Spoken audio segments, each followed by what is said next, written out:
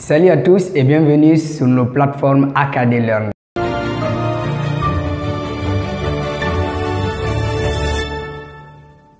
Alors aujourd'hui, nous allons faire les articles comme c'est écrit au tableau. Les articles en anglais, d'abord, c'est totalement différent du français. Premièrement, il n'y a pas de genre. En anglais, il n'y a pas de genre. Dit que si le nom est masculin, on va prendre un. Si le nom est féminin, on va prendre une. Regardez. Ici, on dit article indéfini. Il y a et an. Et an. C'est les deux articles indéfinis. C'est égal à un ou bien une. Il y a d'autres qui pensent que et là est égal à 1 et l'autre n c'est égal à 1. C'est totalement différent. Regardez. Ici, on l'utilise. C'est qu'en anglais, on ne choisit pas l'article en fonction du genre du nom qu'il doit accompagner. Différemment du français. On regarde le nom. S'il est masculin, singulier, on prend un. S'il est féminin, singulier, on prend une. En anglais, on choisit l'article indéfini en fonction du son du nom qu'il doit accompagner. Regardez. Ici, on dit on l'utilise l'article et.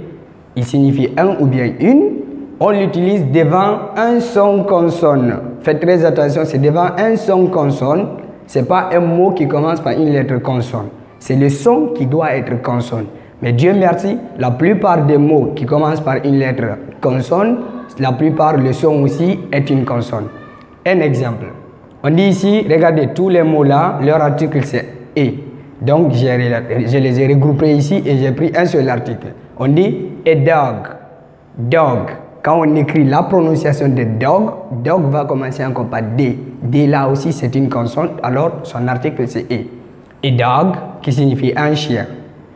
A boy, boy encore c'est B. Là quand on écrit la prononciation c'est encore B qui va être au début du mot. Boy, un garçon, encore.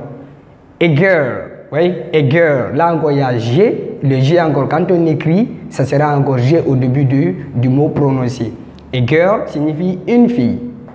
A table, là aussi il y a T, à l'écrit c'est T, dans la prononciation aussi c'est T. Alors on doit dire a table. A table, c'est égal à une table en français. Si vous remarquez, ici il y a a dog qui signifie un chien, c'est un qui est utilisé. A boy, un garçon. A girl, une fille. Mais attention, regardez, pourquoi je vous dis que c'est le son que vous allez utiliser et non pas l'orthographe. Regardez ici.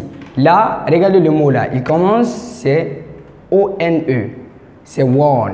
Dans la prononciation, c'est one. Et si on écrit one, ça doit commencer par W.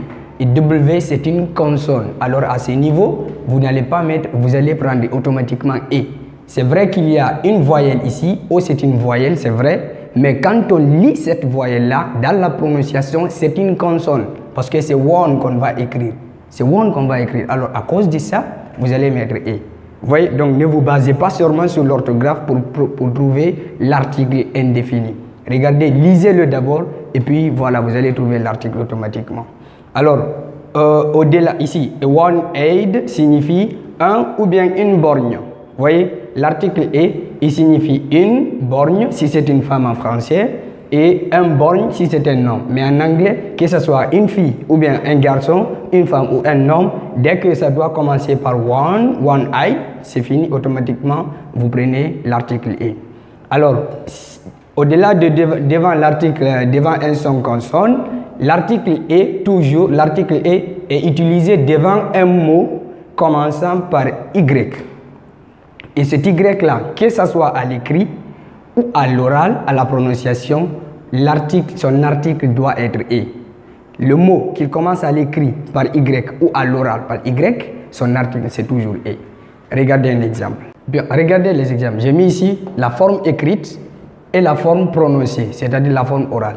Alors regardez, lorsque le mot commence par Y, le mot il commence visiblement par Y. Y c'est une voyelle, ce n'est pas une consonne, mais en anglais ici, le Y est considéré comme si c'était une consonne.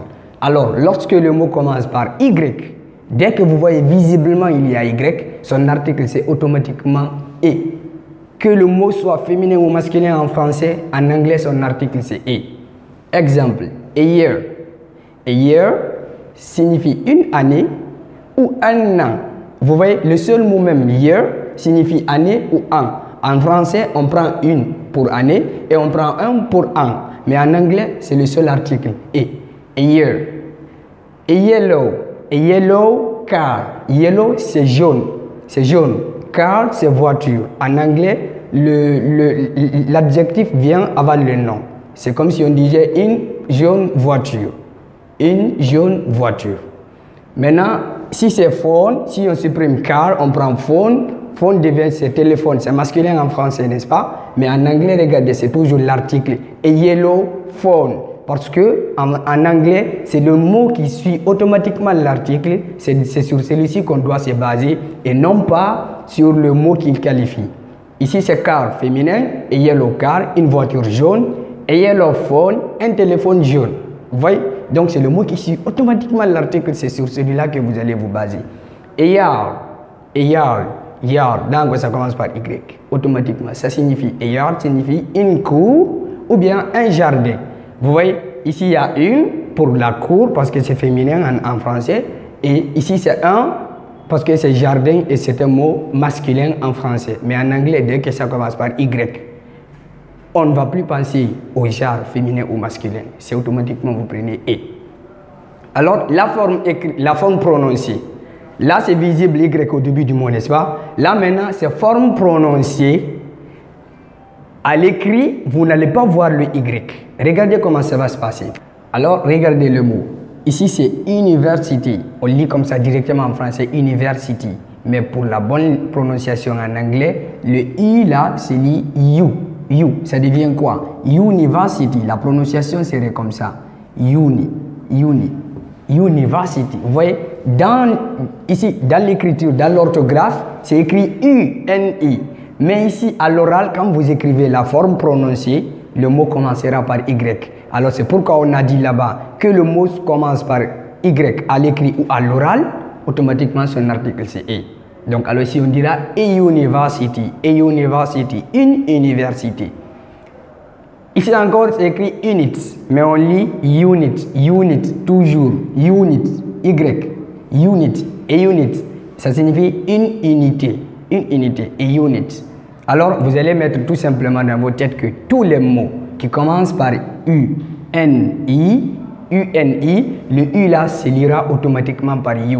University, et unit, united, etc. Alors ici encore, regardez très bien, c'est écrit European, c'est écrit European country. Comment vous allez lire ça? Ça, on ne lit pas ça European comme en français. Le EU là encore est lu automatiquement par U. On dira ici a European country, European. Comme à l'oral, à la forme prononcée, c'est Y, automatiquement vous pensez à mettre l'article E. Alors c'est comme ça, vous n'allez pas vous baser seulement sur l'orthographe, mais vous allez vous baser aussi sur la prononciation. Alors c'est ça l'essentiel. Ici maintenant, au-delà de, on met devant un son qui commence et devant un son consonne, on met l'article E devant un son, un mot qui commence par Y, que ce soit à l'écrit ou à l'oral, et ensuite on utilise l'article E devant un H prononcé. Devant un H prononcé. Le H qui sort. Quand on lit le mot, le H sortira. On sentira qu'il y a H là. À ce niveau aussi, vous allez mettre automatiquement un article E. Ici, on dit house. On lit house. Ça signifie a house est égal à une maison. Et husband. Le H sort. Husband. C'est un mari. A hand, une main.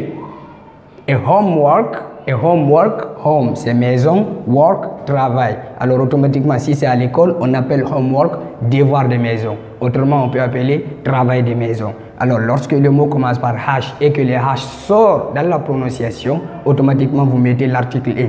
Voyez ici, house, c'est féminin, husband, c'est masculin, hand, c'est féminin, homework, c'est masculin. Mais en anglais, c'est toujours l'article E qui est là. C'est pas parce que le mot est féminin ou masculin, mais c'est parce que le mot qui est là commence par un H qui sort.